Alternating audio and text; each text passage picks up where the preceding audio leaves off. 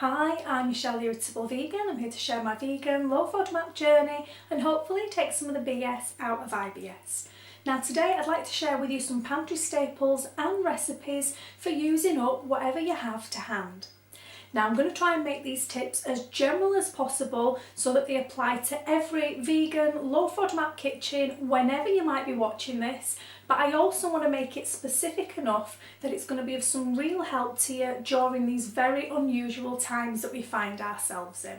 Now before we begin, I just want to say that in no way am I encouraging you to rush out and buy everything that I'm going to show you today. Rather, what I want you to do is think about experimenting with possibly the things that you find at the back of your cupboard that you may not have had the confidence to use before, or that you may not be overly familiar with, and also to come up with maybe some new ways of using up ingredients that you may find yourself needing to cook with day after day after day. Practically everything that you see here today are items that I already had in stock. And that's just due to the nature of the types of videos that I make here on YouTube and also to my normal eating preferences. I didn't purposely go out and buy any of these things solely with the intention of making this video, and everything I'm going to show you today are things that I use on a weekly, if not a daily basis. I last visited my local Aldi just over a week ago, and I have to say they were fantastically well stocked, and I really do think they're doing a marvellous job.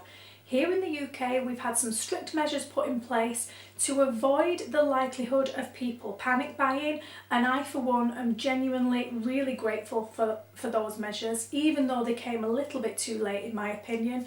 So please make sure that wherever you are, wherever you're watching from, you're taking advice from your local government and you're acting accordingly. So with all that being said, let's get into it.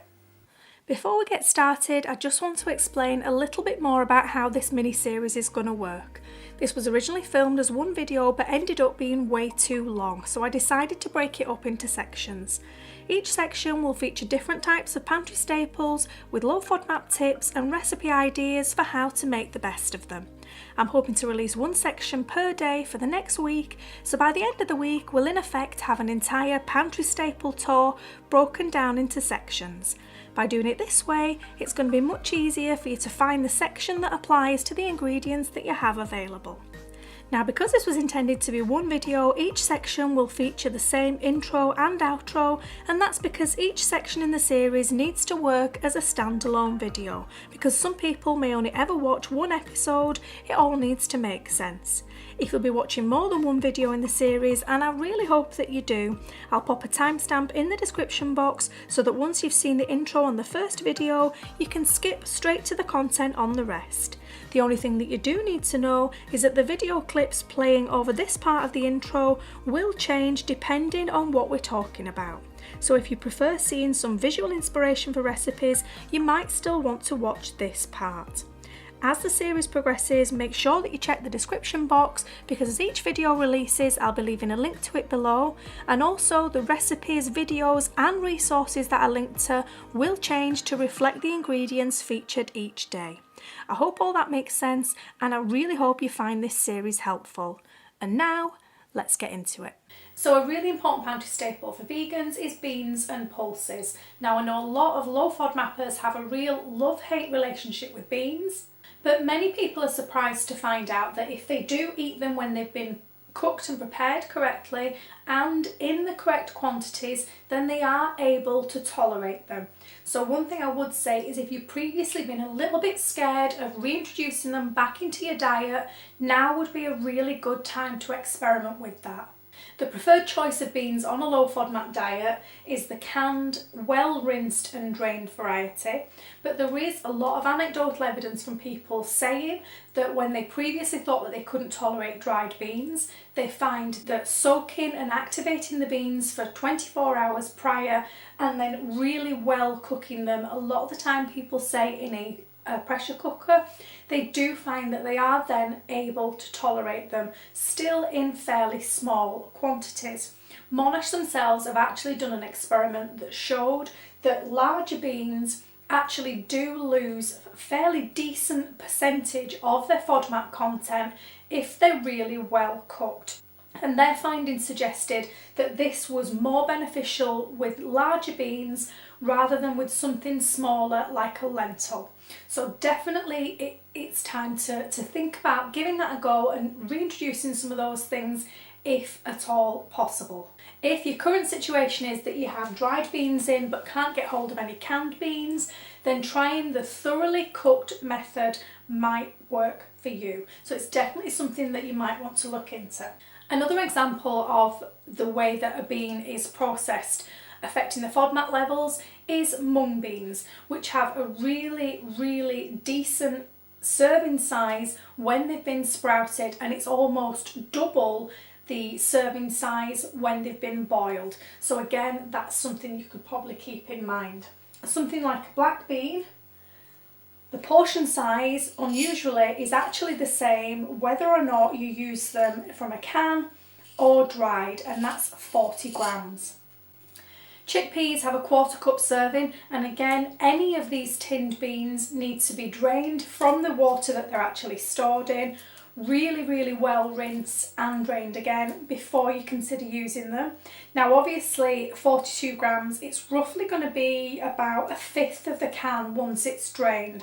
So you really do need to think about how you're going to use the remainder of the product up. For example, if you're not sharing your home, sharing your food with another person, then you are really going to need to keep maybe 2 or 3 days worth of these in the fridge and then portion out the rest and consider freezing them.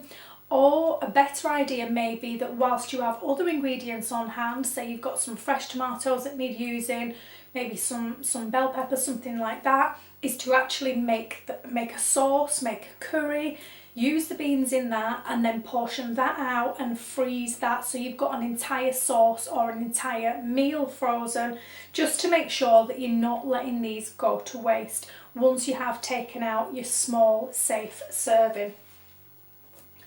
For lentils, this is a good example of the difference in preparation. So green lentils are actually safe from the can in 1/2 cup quantities, which is actually really quite a decent sized portion. But if you only have the dried variety, then when you boil these, it's pretty much half, it's about 23 grams is the allowed portion, or 1/4 cup of the boiled variety versus the canned variety. So again, that's something to possibly look out for when you are making your choices in purchasing. Dried red lentils have a safe serving of 1/4 cup, and again, that's quite a decent portion considering the fact that these types of lentils are generally used in curries, in dals, in soups. So within a soup, and please don't forget that that's per portion. So if you're cooking for other people, or if you're planning on cooking a soup that's going to last 2 or 3 days, then you can actually double or triple the amounts of beans that you're using and portion the meal out depending on the amount of beans that you've used. That isn't per day, it is per portion.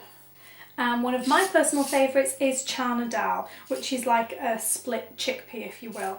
And this again is safe once it's been boiled at a 1/4 cup serving of that.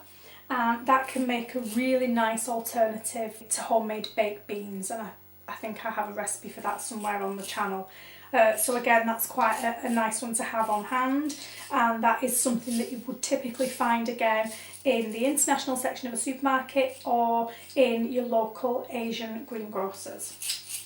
So in terms of recipes, even though the FODMAP safe portions are not massive, you're not really going to make an entire meal just from these items. So you're really looking at ways to bulk out existing meals or to bulk out these things. So for example, if you were making a chilli, you wouldn't just make it with lentils, you're gonna need to bulk it out with something else.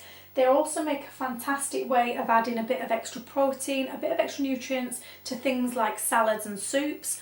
Again, when they're not really the base of the meal, but they're just in there as a filler and really to add the extra nutrients, the extra protein, and to bulk up the calorie level of a meal. And of course, most of these contain either levels of fructans, GOS, or levels of both. So what you'd really be looking to do is when you are pairing them with things, consider things such as rice, polenta and FODMAP free vegetables so that you're not then stacking your FODMAPs. So in the past I've combined pickled beetroot, canned mushrooms, quinoa with a safe serving of pulses to make some really nice meatball alternatives. They had really good flavour, a really good mixture of textures, and of course you're not relying on the bean to be the main ingredients. Again, you're mixing it with things that have FODMAP, either FODMAP safe or are FODMAP types from different FODMAP families, and that really is the key to combining these with other ingredients to make a complete meal.